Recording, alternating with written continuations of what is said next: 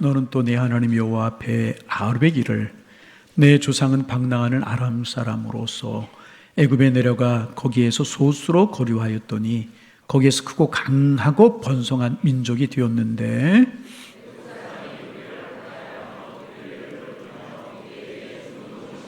우리가 우리 조상의 하나님 여호와께 부르짖었더니 여호와께서 우리 음성을 들으시고 우리의 고통과 신과 압제를 보시고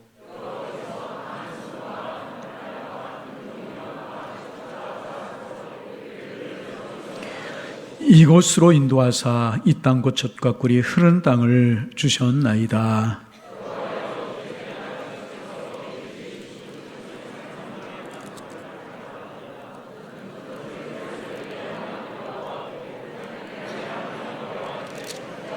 우리 함께 보십니다. 내 하나님 여호와께서 너와 네 집에 주신 모든 복으로 말미암아 너는 뢰인과 너희 가운데 거류하는 객과 함께 즐거워할지니라. 아멘.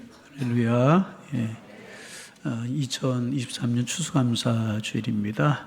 하나님 앞에 나오셔서 예배하는 여러분 모두에게 사랑, 평안, 행복 임하셔서 행복한 삶을 살아가시고 감사 영광을 주님 앞에 돌려드리는 복 있는 삶을 살아가실 수 있기를 주님의 이름으로 축원합니다. 코로나 이후에 이제 우리 교회에 몇 가지 변화 일어난 현상들이 있는데 그 중에 하나가 뭐냐 하면 이제 코로나 이전에는 3부 예배가 2부 예배보다 훨씬 많았거든요. 근데 오늘 같은 경우에는 3부 예배보다 2부 예배가 훨씬 많은 것 같아요. 2부 예배가 오늘 훨씬 더 많았던 것 같아요. 그래서 제 마음속에 소망이 하나 생겼어요. 우리 3부 예배 나오신 분들이 열심히 전도하셔서 뭐 하셔서? 열심히 전도하셔서 3부가 풍성하게 살아났으면 좋겠다. 소망이 생겨났어요. 그렇게 되기를 소망합니다. 다하라 요네코라고 하는 일본 여성이 이제 있습니다. 사람 3녀의 막내딸로 태어난 그녀는 고등학교 때 어머님이 돌아가셨습니다. 그러자 충격을 아주 심하게 받았습니다. 혼자 살아가는 것에 적응하지 못하고 고민하다가 스스로 목숨을 끊으려고 달리는 기차에 몸을 던졌습니다. 그리고 이제 두 다리와 왼팔이 절단이 되고 오른팔만 남게 되었는데 그것도 손가락이 2개가 잘려져 버리고 말았습니다. 그녀는 너무나 비참하고 절망적인 모습으로 살아남게 된 겁니다. 이제는 그 불편한 몸으로 죽음마저도 자기 스스로 선택할 수 없는 처지가 되어서 극도의 절망감 속에서 몸부림치고 또 몸부림치는 나날들을 계속 살아갈 수밖에 없었습니다.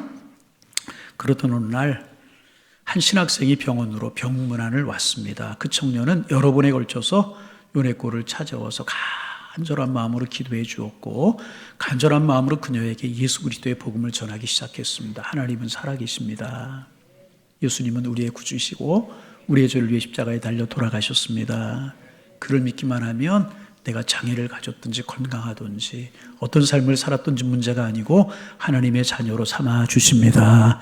간절한 마음으로 예수님의 십자가의 복음을 전했습니다. 그리고 놀랍게도 주님께서 만신창이가 된 그녀의 영혼을 만져주셨고 그녀는 드디어 주님의 사랑과 십자가의 복음을 받아들이게 되었습니다. 예수 믿게 되었다는 것입니다.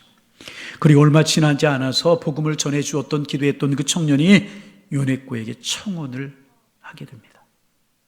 드디어 많은 사람들의 관심과 많은 사람들의 축복 속에서 두 사람이 결혼을 하게 되었습니다.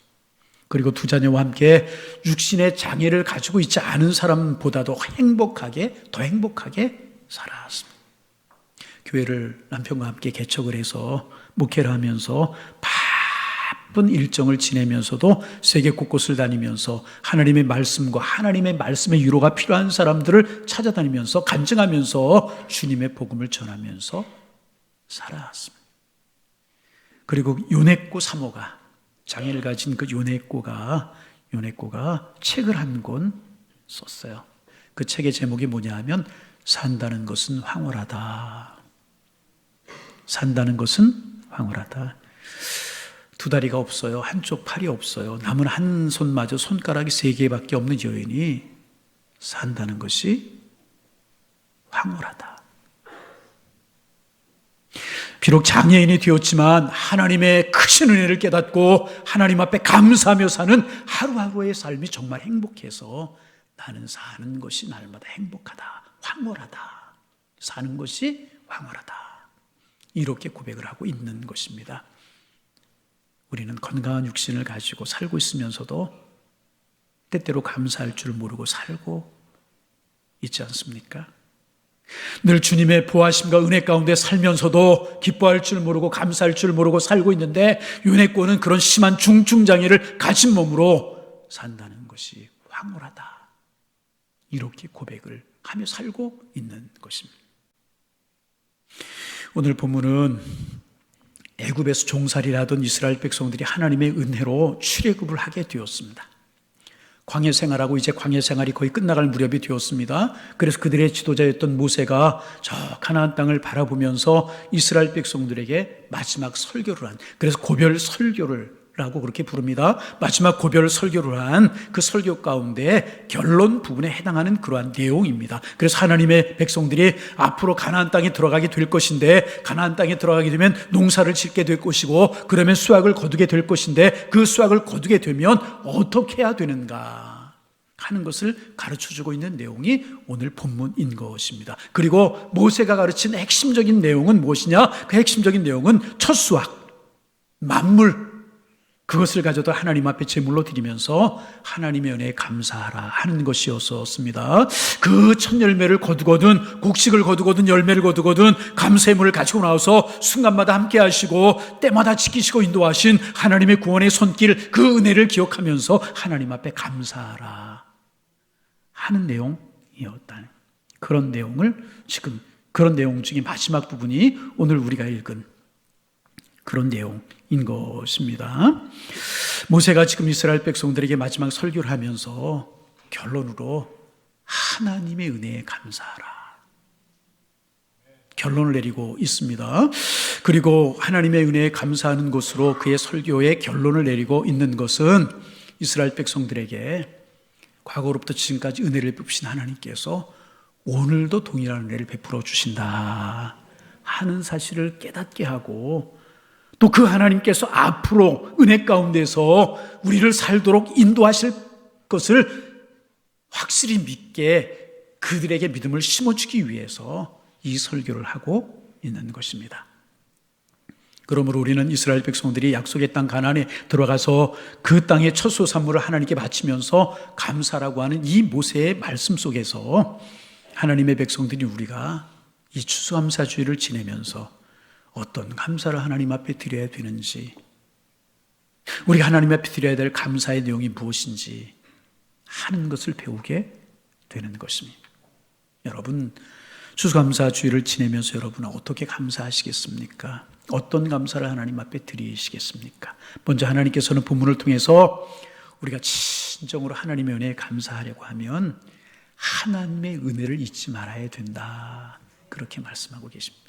한번 따라서 해보실까요? 하나님의 은혜에 잊지 말아야 합니다. 감사는 하나님의 구원의 손길을 인정하는 믿음의 고백인 것입니다. 감사는 하나님의 은혜를 시인하는 믿음의 고백인 것입니다. 그러므로 감사처럼 하나님을 영화롭게 하는 것은 없습니다. 그래서 하나님께서는 시편에서 이렇게 말씀하고 있습니다. 50편 20절입니다. 감사로 제사를 드리는 자가 나를 영화롭게 한다. 감사로 제사를 드리는 자가 나를 영화롭게 한다. 그의 행위를 옳게 하는 자에게 내가 하나님의 구원을 보이리라. 우리가 감사한다는 것은 그동안 하나님께서 나에게, 우리 가정에, 우리 일터에, 그리고 우리 교회에 베풀어 주신 하나님의 은혜를 잊지 않는다는 것을 말하는 것입니다. 그래서 오늘 본문에서 모세는 하나님께서 과거로부터 지금까지 너를 인도하시고 구원해 주신 은혜를 생각하면서 그 은혜를 잊지 말고 그 은혜를 꼭 기억하면서 초소산물, 만물을 가지고 하나님 앞에 나와 감사를 드려라, 이렇게 이스라엘 백성들에게 말하고 있는 것입니다. 여러분, 그렇습니다. 하나님께서는요, 우리가 하나님의 은혜를 잊지 않기를 원하십니다. 우리가 하나님의 은혜를 항상 기억하는 삶을 사는 것이 하나님께서 기뻐하시는 우리의 삶의 모습인 것입니다. 그래서 나의 나 된 것 하나님의 은혜로 된 것이라고 하는 사도바울의 고백은 모든 하나님의 백성들 입에서 계속해서 고백해야 될 가장 귀한 고백인 것입니다. 모든 것이 하나님의 은혜다. 그래서 오늘 본문에 보면은요, 모세가 지금까지 이스라엘 백성을 인도하시고 지키신 하나님의 은혜를 구체적으로 이렇게 하나씩 이야기하기 시작합니다. 몇 가지를 보면, 먼저 5절에 보면 너는 또한 네 하나님 여호와께 아뢰기를 내 조상은 유리한 아람 사람으로서 소수의 사람을 거느리고 애굽에 내려가서 거기 우거하며 필경은 거기서 크고 강하고 번성한 민족이 되었다. 이렇게 이야기합니다. 유리한 아람 사람으로 애굽에 내려간 사람이라고 하는 것은요, 자기의 식솔들을 거느리고 야곱이 애굽으로 내려갔잖아요. 그래서 야곱을 말하는 것입니다. 그리고 유리라고 하는 말은 떠도는 것이다, 그런 뜻이, 방어한다, 그런 뜻이지 않습니까? 그런데 그 원어의 말이 오베드라고 하는 말인데, 이 말은 뭐냐면 멸망당할 위험에 직면해 있었다, 그런 뜻인 것입니다. 여러분, 우리가 야곱의 삶을 한번 생각해 봅니다. 자기를 죽이려고 하는 형 에서를 피해서 외삼촌 라반의 집으로 도망가잖아요. 21년을 살아요. 낮에 더위를 무릅쓰며 밤에 추위를 당하면서 열심히 수고해요. 그런데 야곱에게 돌아온 게 뭐예요? 10번씩이나 품값을 변역하는 일, 준다고 주지 않고 속이고 이런 일을 당하게 됩니다. 그래서 도망치듯 외삼촌의 집에서 나와서 가나안 땅에 가서 살잖아요. 그 땅에 흉년이 들어서 애굽으로 내려가서 살 길을 찾아야만 했었습니다. 그때 70명이 애굽으로 데려가는데 430년이 지난 다음에 하나님께서 민족을 이루잖아요. 장정만 60만, 200만 이상이 되었다고 학자들이 이야기하지 않습니까? 하나의 민족을 이루어서 큰 민족이 되게 해서 출애굽을 하게 하십니다.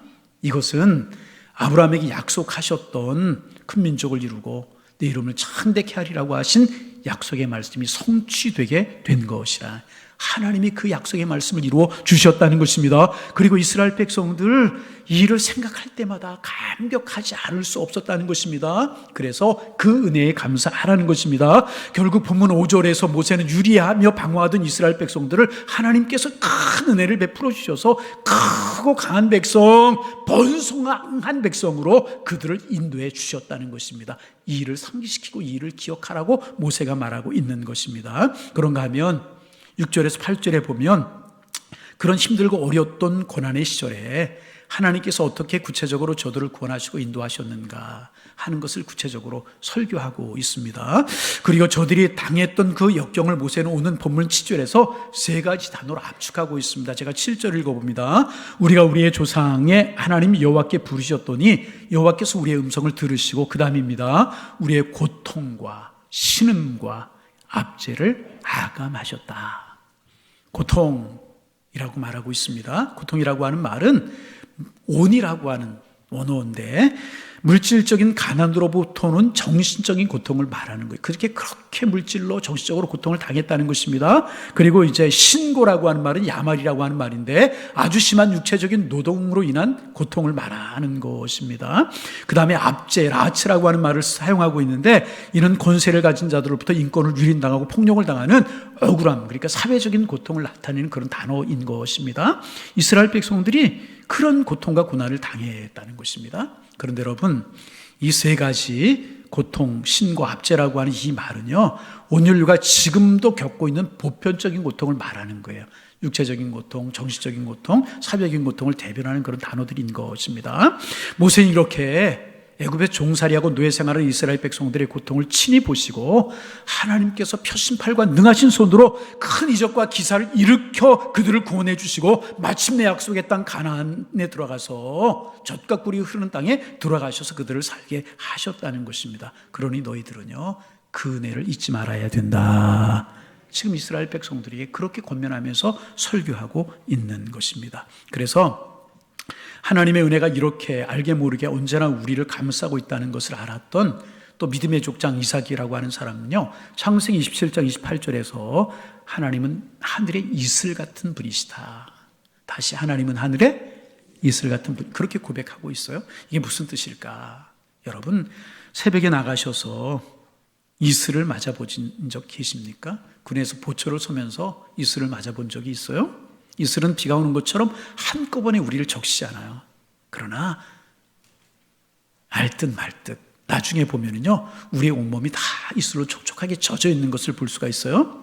하나님의 은혜는, 하나님의 축복은 바로 그렇다는 거예요. 이슬과 같아서 젖는 줄도 모르지만, 하나님의 은혜인지 아닌지 모를 때가 있지만, 우리의 온 몸을 적시고 우리의 온 삶을 책임져 주시는, 우리의 온 삶을 인도하시는 그런 은혜로 우리에게 임하고 있다는 것입니다. 그리고 하나님의 이런 이슬 같은 은혜와 이슬 같은 복이 우리의 삶 동안, 그리고 지난 한 해 동안 우리와 함께 하셨기에 오늘 우리가 이 자리에 있게 되는 것이고요, 이 은혜의 자리에 나와서 함께 예배 드릴 수 있게 된 것입니다. 그러기에 우리는 항상 하나님의 은혜를 생각하며 감사하며 살아야 되는 줄로 믿습니다. 그래서 여러분, 감사는요, 하나님의 은혜를 깨닫는 데서부터 시작이 되게 되는 것이, 반복합니다. 모든 것이 하나님의 은혜였습니다. 구원해 주시고 하나님의 백성 삼아주신 것 은혜이고요, 여기까지 오게 하신 것 은혜이고요, 어려움 가운데 주님의 축복 속에 살아가게 하신 것 하나님의 은혜인 줄로 믿습니다. 마음껏 은혜를 감사하는 추수감사주일 되실 수 있기를 주님의 이름으로 축원합니다. 그렇다면 이렇게 우리가 하나님의 은혜 가운데 살아가고 있는데 우리는 어떻게 감사해야 될까 하는 것입니다. 여러분, 어떻게 감사해야 되겠습니까? 오늘 본문에서 모세는 이렇게 말합니다. 10절입니다. 여호와여, 이제 내가 주께 내에서 내게 주신 토지의 소산에 만물을 가져왔나이다 하고 백성들에게 그렇게 하라는 거. 하나님, 주님께 주신 소산물에 만물을 가져왔습니다. 그렇게 하라는 것입니다. 그리고 너는 그것을 내 하나님 요 앞에 두고 내 하나님 요 앞에 경배할 것이며 그랬습니다. 내게 주신 토지의 소산에 만물을 하나님 앞에 가지고 나와서 하나님을 경배하며 하나님을 찬양하며 하나님 앞에 감사하라는 것입니다. 그럼 도대체 만물이라고 하는 것이 무엇인가? 만물은요, 첫 열매를 말하는 것입니다. 동시에 만물이라고 하는 것은요, 가장 소중한 것, 가장 귀한 것을 뜻하는 말이기도 한 것입니다. 모세는 이스라엘 백성들에게 너희가 하나님의 은혜를 겪고 감사해라, 그렇게 감사를 드리되 너희들의 가장 소중한 것, 첫 것, 아름다운 것을 가지고 나와서 하나님 앞에 드리면서 감사해라, 이렇게 권면하고 있는 것입니다. 여러분, 우리의 가장 소중한 것은, 여러분의 가장 소중한 것은 무엇입니까? 시간입니까? 정성입니까? 물질입니까? 무엇입니까? 그것을 하나님을 영원롭게 하라는 것입니다. 이제 그 찬양의 은사를 가지신 전도사님이 한 분 계셨는데요, 수많은 찬양 집회를 인도하시는 그런 전도사님이셨어요. 이분이 이제 한 번은 이런 경험을 하셨다고 고백하는 걸 들은 적이 있어요. 그날도 청년들이 많이 모여서 연합으로 모여서 하나님 앞에 찬양을 드리며 경배를 하는 그런 찬양 집회에서 앞에서 기타를 치며 찬양팀과 함께 뜨겁게 찬양을 인도하고 계셨답니다. 그 자리에 모인 청년들 모두가 정말 뜨거운 마음으로 청년의 열정을 가지고 손뼉을 치면서 열심히 찬양을 모두가 청년들이 하고 있는데, 이분이 이렇게 보니까, 기타를 치면서 찬송 인도하면서 보니까 한 청년이 이렇게 가운데 앉아서 입으로는 열심히 찬양을 하는데 손뼉은 치지 않고 한 손으로 자기의 뺨을 이렇게 때리면서 계속 때리며 찬양을 하더라는 것입니다. 그리고 조용한 찬송을 부르게 되면 지그시 눈을 감고 눈물을 흘리면서 찬송을 하고, 다시 빠른 찬송을 하면 어김없이 자기 한 손으로 자기의 뺨을 계속 때리면서 찬양을 하더라고요. 이렇게. 그 모습이 조금 이상해 보이더라는 거예요. 찬양 인도하면서 앞에서 보니까. 그리고 그 모습이 계속 마음에 이제 걸렸다는 것입니다. 혹시 조금 정신이 이상한 분은 아닌가? 자기의 뺨을 계속 때리면서 찬양을 하니까 혹시 저러다 갑자기 발작이라도 하는 거 아닌가? 그러면 찬양 집회의 이 분위기가 깨지면 어떻게 되나? 염려를 하며 걱정을 하면서 찬송 인도를 하시면서 찬송을 했다는, 무사히 그리고 찬양 집회를 은혜 가운데 마칠 수가 이제 있었답니다. 그리고 집회가 끝났어요. 집회가 끝난 후에 그 청년을 바라본 전사님, 저 입구에서 그 청년을 마주쳤다고 그래요. 바라본 전사님 깜짝 놀라지 않을 수 없었답니다. 찬양 시간에 계속해 자기의 뺨을 치던 그 청년, 한쪽 손을 못 쓰는 장애를 가진 청년이었다는. 그래서 이 청년, 다른 사람처럼 두 손뼉으로 박수를 치며 찬양을 드릴 수가 없기에 성한 손 하나를 가지고 대신에 자기의 뺨을 치면서 주님을 열심히 뜨겁게 찬양을 했다는 것입니다. 그 모습을 보니 전사님 자신의 두 손을 이렇게 한동안 내려다보면서 부끄러워지더라는 거예요. 부끄러움이 그분의 말에 의한 폭풍처럼 몰려왔다, 이렇게 표현했어요. 내게는 저런 열정과 내게는 저런 감사가 있는가? 나는 정말 최고의 찬양과 최고의 감사를 하나님 앞에 드렸는가? 드리고 있는가? 한없이 부끄러웠다, 그렇게 고백했다는. 내가 감사해야 될 분이 누군가, 내가 받은 바 그 은혜가 얼마나 귀하고 놀라운 것인가를 아는 사람은 내 삶에서, 자신의 삶에서 가장 소중한 것으로 주님 앞에 아낌없이 드릴 수가 있는 것입니다. 이 청년 비록 한쪽 팔을 못 쓰게 장애를 가졌어요. 그러나 그는 나머지 한쪽 팔을 가지고 그의 뺨을 때리면서 최선을 다해서 하나님을 찬양한 것입니다. 그것이 그가 할 수 있는 감사의 최고의 표현이었기에, 그것이 그가 드릴 수 있는 최대의 찬양이었기에, 그것이 그가 하나님께 드릴 수 있는 가장 아름다운 만물이었기에 그는 한 손으로 뺨을 치면서 하나님의 은혜에 감사하면서 찬송했던 것입니다. 여러분, 저와 여러분의 만물이 무엇입니까? 하나님 앞에 드릴 수 있는 가장 소중한 것은 무엇입니까? 여기까지, 아니 한 해 동안 여러분들에게 지켜주시고 인도하시고 지난 모든 세월 동안 베풀어 주신 그 놀라우신 사랑과 은혜에 보답할 수 있는 가장 귀한 만물은 무엇? 최고의 것은 무엇입니까? 모세는 그 고난, 환난에서 지켜주신 분이 하나님이시고, 여기까지 우리 인도하신 분도 하나님이시고, 앞으로도 인도해 주실 분이 하나님이시기에 그 하나님 앞에 최고의 것을 드리라, 만물을 드리라, 가장 좋은 것을 하나님 앞에 감사하라, 그렇게 이스라엘 백성들에게 말씀하고 있는 것입니다. 그래서 만물을 드린다는 것은 가장 귀한 감사의 표현인 것입니다. 그리고 그것은 하나님의 절대 주권과 동시에 통치권을 인정하는 겸손한 신앙의 자세이기도 한 것입니다. 오늘 우리가 하나님 앞에 드려야 될 만물은 무엇입니까? 시간입니까? 건강입니까? 물질입니까? 진정한 고백입니까?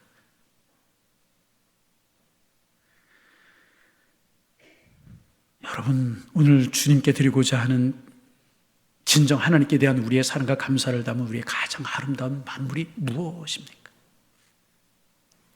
그것을 보시고 하나님 우리를 보시고 기뻐하고 축복할 수 있는 은혜가 있어지기를 주님의 이름으로 축원합니다. 그런 추수감사주일이 되실 수 있기를 주님의 이름으로 축원합니다. 마지막으로 모세가 추수감사주일 어떻게 지내야 될 것인가, 감사 어떻게 해야 될 것인가 우리에게 말씀하고 있어요. 모세는 하나님께서 기뻐하시는 진정한 감사는 이웃과 더불어 사랑을 나누는 것이다. 따라합니다. 이웃과 더불어 사랑을 나누는 것입니다. 이렇게 이야기하고 있습니다. 11절입니다. 하나님 여호와께서 너와 네 집에 주신 모든 복으로 말미암아 너는 레위인과 너희 가운데 거류하는 객과 함께 즐거워할지라.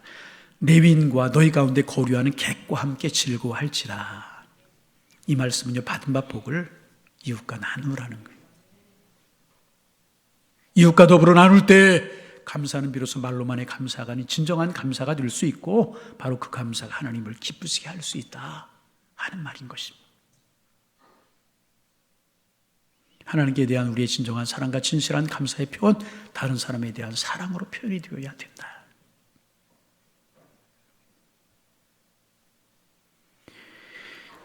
진정으로 하나님께 만물을 드리기를 원하십니까? 그렇다면 귀한 것을 하나님께 드리는 바로 그 마음으로 이웃을 향해서 구체적인 사랑을 나눠야 된다네.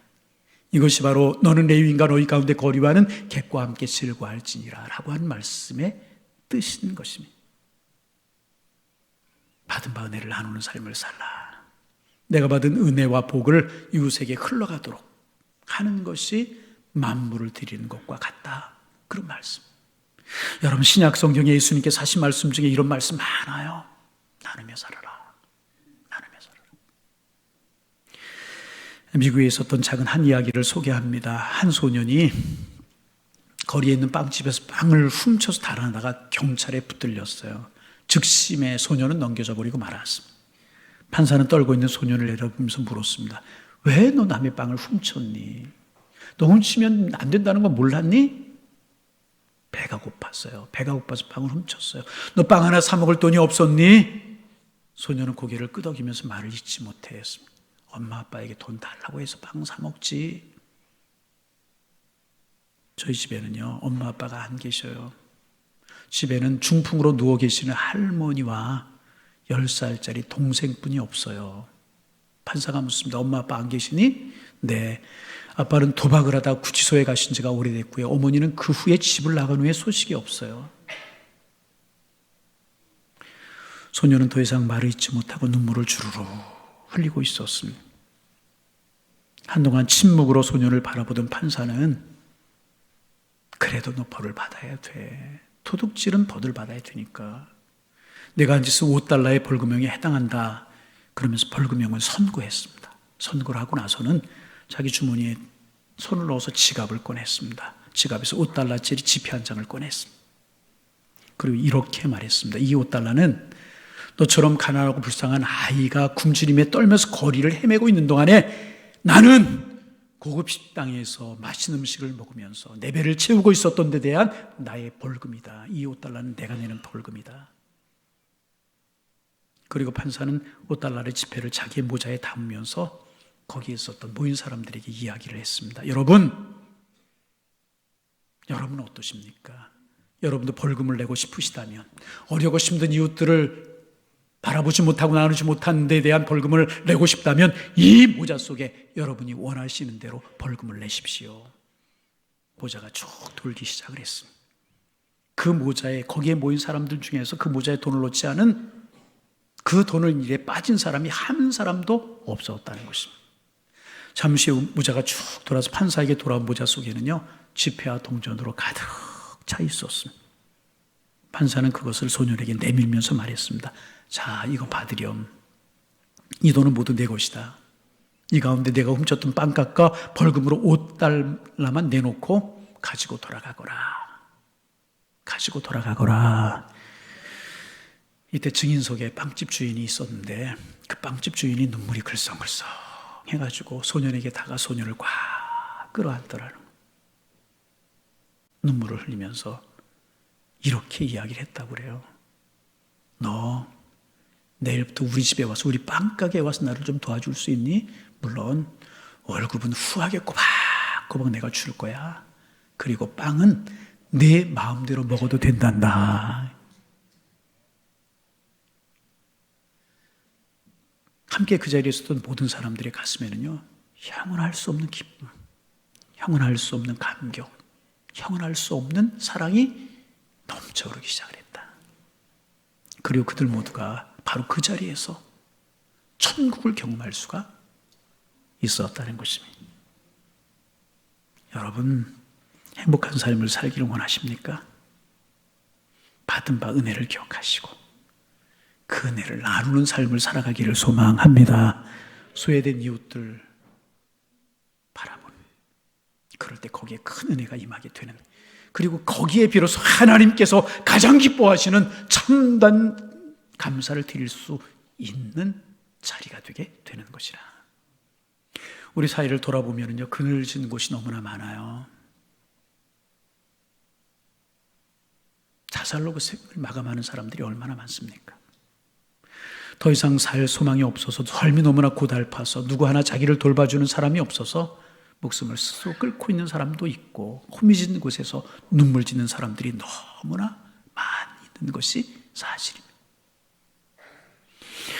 누구의 잘못이라고, 이것이 누구의 잘못이라고 여러분 생각하십니까? 민심이 없으면 관심이 없고 자신들의 권력에만 집착하고 있는 무능한 정치인들의 잘못 때문이라고 생각하십니까? 아니면 자신들의 가진 것과 기득권을 지키는 데만 혈안이 되어 있는 손이 가진 자들의 잘못 때문이라고만 생각하십니까? 아니면 그래도 힘을 내서 살아야지 스스로 목숨을 끊는, 후비진 곳에 노력하지 않으려고 하는 그 사람들의 잘못이라고 생각하십니까? 그렇지 않아요. 이 모든 비극은요, 이 모든 비극의 원인은요, 우리에게 있는 것입니다. 우리 하나님의 은혜와 하나님의 사랑 받았어요. 먼저 받았어요.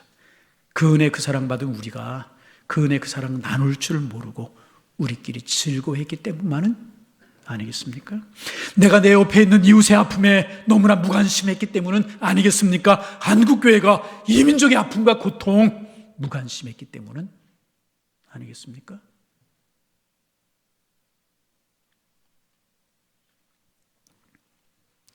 함께 사랑을 나누는 감사절이 되기를 소망합니다. 바로 그것이 하나님께 진정으로 기뻐 받으시는 감사인 것입니다. 지금 여러분의 마음속에 한없는 감사가 용솟음치고 있습니까? 구원받은 것 참 감사하다. 나를 하나님의 자녀 삼아주셔서 감사하다. 가족들 사랑하며 살아간다. 참 감사하다. 하나님께서 건강한 기업을 주고 든든한 직장을 주셔서 감사하다.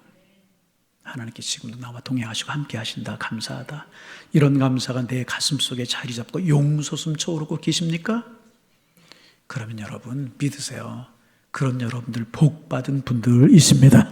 왜? 감사 안에 축복이 담겨져 있기 때문에 그래요. 하지만 구원의 감격을 잃어버리고 살아오신 분 계십니까?